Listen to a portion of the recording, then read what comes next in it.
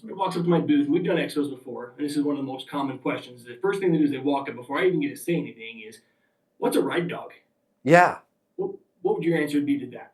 Because I can launch right into my spiel. Oh, we sell GPS trackers, all that kind of stuff. But that specific question, how would you answer that? Crazy name, right? Would it help if I gave you an idea of the kinds of things we do? And they're going to say, sure. And you're going to say, as a dealer, and I can't remember what Ride Dog does, but as a dealer, you have numerous amounts of equipment. You don't know where it is at any given time. God forbid somebody puts down a fake driver's license, does a test drive, and then by the time you find that piece of equipment, it's, dare I say, a total, I can't remember, what do? You're able to help them. Tell me what you do for them. It's an anti-theft GPS tracker. So it's a GPS tracker we put an alert system with. Yeah. So instead of saying, we're an anti-theft alert system, right? Would it help if I gave you an idea of the kinds of things we do? Sure. So many dealers right now, and especially with the margins being like, and I'd maybe even show them if it was a trade show, like that thin. Sometimes you guys aren't even, we won't get into it because I'll start crying. Some of the times you guys are working your butt off on a sale and you actually lose money on it. But where it gets really interesting for dealers is if you don't have anti-theft completely locked down in a way that's reliable, because one quad or one Sea-Doo or one thing going out the door, one razor not being recovered, now that's your top line, that's all your profitability for the next month, 2 months.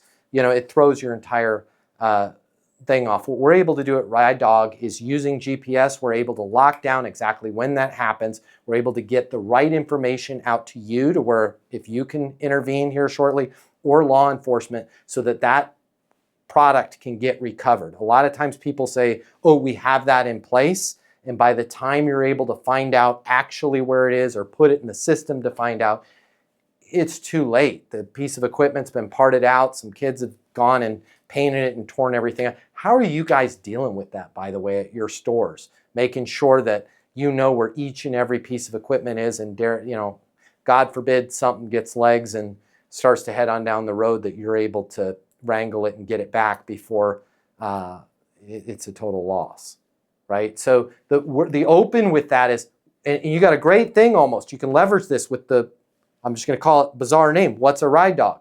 Totally get it. Weird name. Would it help if I gave you an idea of the kinds of things we do? The line is, would it help, and we all need to use this line, would it help if I gave you an idea of the kinds of things that we do, right? And you're not going to say, when they say what's a Ride Dog, you're not going to say, we are GPS-powered loss prevention, because they're going to go, oh, we have a solution for that. And they're going to walk off. I don't give a crap if they do or they don't. It's not the right solution, right? Like, that's where you need to go. So many stores think that they have a solution, that now you're getting ahead of these objections. So many stores think that they have a solution. And then the next thing they know, a freaking razor ends up disappeared, and it's 3 weeks to fill out the paperwork with the GPS tracker that was supposedly embedded at the factory. Law enforcement doesn't even get that information. That razor is off in Montana and most likely never recovered, and if it is recovered, it's been parted and it doesn't even look the same, and it's not even worth, you guys end up losing money trying to get it back to the store. How are you guys dealing with that at your store, right? And that's where, I'll just give you a quick personal story. My brother used to be this company, it was called Fred Schmidt, and then it was called Circuit City. Both of them went out of business. One day I went in there, it was when the PlayStation came out, and I was like, oh man, it must be awesome selling these PlayStations. And he was like, absolutely not. It's the worst thing that ever happened to me. And I'm like, what are you talking about? And he's like, these games are $75. And he goes, we make, and this is where I did that because that's what my brother did. He goes, we make about this much money on a game. When one goes in some kid's pants and makes it out that door without the alarm going off, I have to, my whole store, our margins, Matt, are so thin, my store has to basically work for free for the next 2 hours to recover that $67 that went out the door, right? We have to sell, I think he said they have to sell like $3,000 in electronics to pay for that game because there was no margin in it. That's where you need to go with Ride Dog, is like, how are you guys dealing with that, right? And then let them tell their story. Oh my God, we had 3 quads went out. Barry forgot to get somebody's ID and Now that same person that would have been like, we have a solution for that, is telling you a story. And that story sell, right? And that's where I think the goofy name is, it's not goofy, but the different name is going to really help you. But if the banner on the booth was GPS loss prevention tracking, everybody that needs your stuff would keep walking. So I think it's almost better that they're like, what's a ride dog, right? Yeah. So you're doing good. Yeah, that's great. That's exactly what I was looking for, especially that, crazy name. Let me tell you a little bit about the kinds of things we do. That's would it help if, a little bit of a transition. yeah, would it help if I gave you an idea and it's almost like too much of a teaser. Would it help if I gave you an idea? Like, I see some of my favorite, well, you're all my favorite people, right? I see my team green there, Roof Max. What the hell's a Roof Max? Would it help if I gave you an idea of the kinds of things we do? Yeah.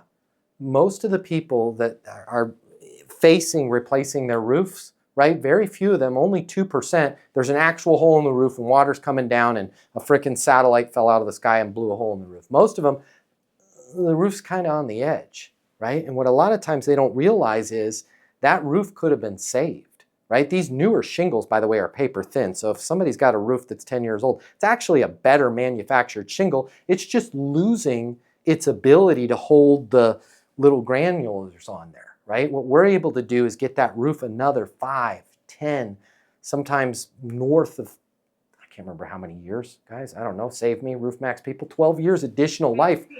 15 years on that roof, saving them $26,000 for a replacement, right? And it's like, whoa. How many times, have you ever replaced a roof? Yeah. How much did it cost you? It was 15 grand. Let me guess. The number, it was in the early 2000s when you did. Yeah, it was 2011. Yeah, you're never going to get a roof for that anymore, right? Like, and now you're just having a more skillful conversation. It all leads with what it, and by the way, Roof Mac's not going to say that because it's an inbound lead, but if they were at a trade show, if they were at a home show, that would be a great line. Would it help if I gave you an idea of the kinds of things that we do? And then they're able to go into their spiel of, we help homeowners save off $26,000 for 5, 10, even 15 years because the roof didn't need to be replaced. It just needed to have the life extended on top of it. It's like a screen protector for your roof, right? It's just, it all leads into you. It all stems from you saying, would it help if I gave you an idea of the kinds of things that we do? Hey Dad, what's an easy way for salespeople to make a lot more money right now? I got you and I got you. It's to learn how to close. It's the simplest thing that I teach, and people that know how to close, boom, they start making a lot more money. And I'm gonna pay $300 for you to learn how to close right here, right now. It's the closing mini masterclass from me, from Easton University. I'm gonna give it away to you for free right now. Click the link and I will send you the closing mini masterclass for free. You're gonna make a lot more money. They're gonna make a lot more money. You're gonna make a lot more money. I want you to take it too, all right? We'll see you on the other side. Grab the closing mini masterclass.